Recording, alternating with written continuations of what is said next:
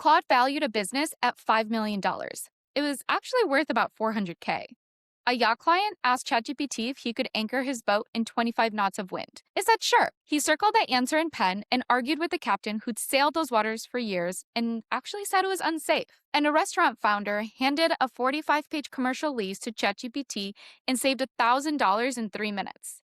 Every one of those came from an executive running a real company, not a demo, not a lab. Here's why that matters to you, whether you build AI or you buy it. If you build it, these are your customers telling you the truth. If you run a business, these are your peers showing you what's actually working before you waste $1 finding out yourself. This is the reality behind AI adoption. Let's get into it. Welcome back to Artificial Reality. I'm Galina Fendikevich, and this is the show about the reality behind AI adoption. Season 1 is a wrap, and I want to give you the whole picture. But first, let me tell you why this show exists, because it's the reason the next half hour is worth your time. AI has a product feedback problem. The people building it and the people actually paying for it are barely talking to each other. Founders are guessing, and operators are drowning in tools that almost fit. Nobody's closing the feedback gap. How do I know?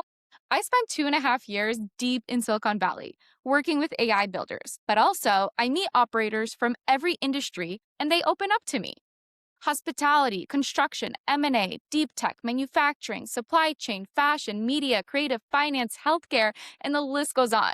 Which means I'm holding a cross-industry view of AI adoption that almost nobody has. One person only sees their corner. I get to see all of them at once. So I built the feedback loop. I sit real operators down and I ask them 3 questions about their own business. What's working with AI, what's broken, and what they would pay someone to build for them next. And here's what that's worth, depending on who you are. If you're building AI on a product, sales, marketing, or go-to-market team, this is the customer discovery you didn't have to run. It's the executive you've been chasing for a meeting, telling you what they love, what made them cancel, and what they'd write you a check for tomorrow. And if you run a business, this is pure intelligence. It's founders and owners in each industry showing you what's genuinely working, what to watch out for before it costs you, and what to plan around because nobody's built it yet. Now, who did I put in these chairs in season 1? This is the part I want to be clear about. These are not influencers talking about AI, or AI builders talking about how great they are, or how great their products are, and how it's going to revolutionize the future. These are real executives, CEOs, and business owners betting real money on AI. A business owner who exited a building automation company, a 25-year luxury hospitality CEO, a Harvard-trained doctor, an M&A broker who's built and sold multiple companies of her own. Executives running real operations across 7 industries. And that's just season 1. Season 2 is already lined up and it's going to be bigger. One more thing, so you know why I get to ask. I did machine learning on Wall Street 8 years ago. I was on a team that exited to a $9 billion company, and I ran US go-to-market for one of the first generative AI unicorns. And the most useful thing I do now is put all of that down and listen to the people who don't work in tech. Let's meet them. First up, Annija Eizenarma. Annija is a business owner, investor, and advisor who helps technology companies sell into legacy industries: construction, manufacturing, logistics. She started her first business at 17 in Latvia, built and exited a smart home and building automation company, and now guides startups trying to sell into the physical world. She told me something in episode 1 I haven't stopped thinking about. She said there are legacy businesses running $20 million a year on sticky notes. Her point wasn't that they're behind, it's that these buyers do not want AI for the sake of AI. The AI product winners find one painful task, fix it visibly, and earn the next one. The ones who fail ask ChatGPT which industry had the biggest market, built it for 4 months in a shared apartment in Silicon Valley, then learn that selling into construction means flying to Texas and sitting at a kitchen table. And here's what she wants built for the legacy industry. Her exact request: get your house in order as a product. Organize financials, clean asset lists, adjusted EBITDA. She says private equity pays people by hand to do this today. Productize it, and every tool downstream suddenly works. So if you're building, that's a validated market handed to you for free. If you're an operator, that's your filter for telling a serious vendor from a tourist who found you through a search query. Next, Jennifer Kerum. Jennifer founded Anchor Croatia and the upcoming luxury yacht rentals. And here's what makes her remarkable. She built a yacht charter business from scratch with zero industry background, using social media to break into a market run by companies that have existed since the 1950s. She's now expanding globally with AI at the center of her new platform. And Jennifer gave me the story that became the face of the season. A client asked ChatGPT if it was safe to anchor in 25 knots of wind. It said yes. The captain said absolutely not. So the client screenshotted ChatGPT's answer, circled it with a pen, and called Jennifer furious. But the flip side of AI is what got me. The winds are just invisible. She runs client conversations in Chinese, Spanish, whatever the guest speaks, through Gemini right inside Google Workspace without leaving her inbox. 10 years ago, she said you'd ask Google Translate for a coffee and it would offer you a cat. Now it's seamless. What doesn't exist? Well, tools for her actual world. Her words, yachting gets forgotten in the AI world. And she didn't just complain, she recruited. She literally invited builders onto a boat. Her line, come hang out on a yacht in Croatia and help me solve my problems. She wants a vibe-first intake tool and a private searchable fleet database. That's an operator offering you a trip to Croatia to build with her. If you're a founder, that's not a gap. That's a land grab with a welcome party. Then, Sofiane Ghorbel. Sofiane is the founder and CEO of AL Hospitality Group, focused on luxury hotel investment, repositioning, management, and advisory. 25 years in the industry, serving luxury travelers, family offices, and institutional clients. He's seen this business as a guest, an operator, an owner, and an investor. And he compressed the whole problem into 5 words. We don't sell rooms, we sell trust. One wrong recommendation can undo a relationship built over years.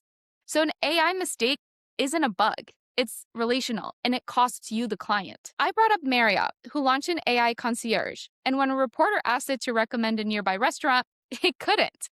But then Marriott pointed the technology at the back of the house. Revenue management, forecasting, operations, and it paid for itself. And here's his build request, said out loud. I don't have this tool yet, but he told me, I hope we will find it. He wants a private hospitality native system for the whole guest journey. One where the client's data never leaves his walls. The takeaway is the same for both sides. The front of the house is human. The back of the house is where AI wins. His formula, the best one-liner of the season, high tech plus high touch. Technology creates efficiencies. Humans create memories. Sam Polstein leads communications and content for deep tech startups. He started his career running political campaigns across the Midwest. And he's done comms for everything, from Fortune 500 companies to early-stage hardware startups, building things like liquid metal circuit boards that rewire themselves. Yes, really. And Sam offered his entire operating system in one sentence. By the time the prompt has started, he said, the output is already 90% of the way there. Sam doesn't obsess over prompts. He builds context. Every client's history, their voice, examples of good writing, all stored as Markdown in Obsidian, all readable by Claude the second he points Claude Cowork at a client folder. His line, I think about context engineering a lot more than prompt engineering. That one idea will change how you use these tools this week. Stop polishing prompts and start building context. Then I asked what's broken, and he didn't hedge. Building a media list, deciding which journalist to pitch, is the whole work that makes or breaks a campaign. And AI is bad at it. The tools he's tried, from LLMs to Muckrack Decision, are out of date, and a 3-week data lag makes them useless because he doesn't care what a reporter wrote 6 months ago. He needs what they'll write next. And then he said it straight into the camera. Somebody please fix this. Get some engineers on a better tool. That's not a complaint. That's a paying customer handing an engineer a spec on the record. Then I had Chrissy McDannellon, who's the owner of the McDannellon firm, a mergers and acquisitions brokerage that specializes in selling profitable tech companies. She's built and sold multiple companies of her own before starting the firm 5 years ago, and she runs her own exits start to finish, as well as running an AI implementation club in Austin. This woman lives in the tools, and she brought receipts. She cut her payroll by 83%. Her line, when business owners complain about a $100 a month AI tool, I tell them That tool does $40,000 a month of work for me. She's got Codex building brand new ad creative start to finish without her touching it. But she was honest that it took her 4 to 5 days of training Claude, like onboarding a new employee, to respond to inquiries before it clicked. If you run a small business and the price tag scared you, sit with that. The $100 isn't the cost, it's the discount. But she showed me the danger too. A couple walked in with a valuation from Claude Cowork, $5 million. Their real net profit was about $125K. The honest business valuation number was closer to $400K. Claude had counted their expenses as assets. And here's her build request. When I asked if she wanted a real M&A deal infrastructure platform instead of duct taping her own, she lit up. Her exact word, that would be rad. Builders. An M&A operator just told you she'd buy the product. Go build it. And lastly, I had Dr. Nikki Siso, my only two-parter guest, because she's doing two extraordinary things at once. Nikki is a certified holistic health practitioner and the founder of Conscious Kitchen, a raw, organic, plant-based, gluten-free restaurant in Westlake Hills, just outside Austin. She holds a PhD in holistic health and nutrition and a master's from Harvard in sustainability. She co-founded the restaurant with her mother, a master chef with 30 years of experience. In episode 6, she talks about opening the restaurant. She handed her 45-page commercial lease to ChatGPT and said, act like a commercial real estate agent and find everything that could hurt me. 3 minutes later, 8 red flags and a drafted letter to the landlord. Her attorney reviewed it in 10 minutes for free instead of billing $1,000. That's a play any small business owner can run tomorrow. ChatGPT or Claude do the 90%. The licensed human does the last mile. And she had a specific build request. She wants an app that scans a restaurant menu and flags every dish green, yellow, or red against your dietary needs. Her pitch, build it, come to Conscious Kitchen, find me, and I will promote this magic. And then in episode 7, she goes deeper. She built a 15-skill health assessment system in Claude with no technical background. And she admitted something experts rarely do. She said she could never remember all 86,000 chemicals the EPA has approved and how each affects the body. No human can. But now, because of Claude, she has literally become the health coach she always dreamed of being. Business owners, CEOs, coaches, running real companies across 7 industries, and every single one of them asked for something specific to be built. Now, here's what none of them could see, and I could because I heard all of it. Every guest only sees their own corner. Jennifer sees yachts, Chrissy sees deals, Sofiane sees hotels. I'm the only one who sat across from all of them. It's what I love doing. Operators from every industry talk to me, so I'm holding a cross-industry read on AI that almost nobody else has. That's my superpower. When you put all 7 conversations side by side, 3 patterns show up that no single executive could have told you. So let me be the one who says them out loud. Pattern 1, every real win this season was invisible, and every real failure was public. What worked? Translation inside an inbox with Gemini. A context library in Obsidian, revenue management in the back office, lease review with ChatGPT, all behind the scenes. What broke? The customer-facing chatbot that couldn't name a restaurant, the confident wrong answer to a yacht client, the $5 million valuation from Claude handed to a business owner. AI is winning exactly where nobody can see it and losing exactly where everybody can. Builders, that's your roadmap, the hidden problems in each industry. Operators, back end is where to spend, and front end is where to wait. Pattern 2, and this one surprised me. 6 executives in 7 industries described the exact same missing product. They just didn't know it. Jennifer wants a system that remembers which wine a guest drank and when the kids' birthdays are. Sofiane wants scattered, handwritten guest intelligence made usable. Sam wants live structured data on journalists. Chrissy wants an M&A deal room per client. And Nikki built a health coaching client intake brain from scratch. These are all the same product. A private but structured and dynamic memory layer for client profiles in high-trust businesses, way beyond a CRM. Nobody's built the clean version of this. 6 executives asked me for it in one season. If you're a founder, I just handed you a validated market with 6 reference customers attached. Pattern 3. This is the thesis in the whole show. So I'll say it plainly. AI adoption hasn't stalled because people don't want it. It's stalled because the technology is outpacing translation, not outpacing interest. The demand isn't the problem. The demand is desperate. And here's the proof. Jennifer wanted her intake tool so badly that she tried to build it herself with no technical background. She described the process as jumping through 500 hoops. She's not a developer, she's a yacht charter broker. And she was in there wrestling with the build anyway because nobody had made it for her. She's not alone. Chrissy's duct taping her own M&A deal room. Nikki hired a developer to wire her backend together for her health coaching assessment. These are executives trying to become software engineers overnight. Not because they want to, but because the translation layer between what they need to solve their problems and what exists is missing. That gap between what an operator can imagine and what they can actually ship is the entire opportunity. And it's the reason this show exists. I've done machine learning on Wall Street and go to market for an AI unicorn.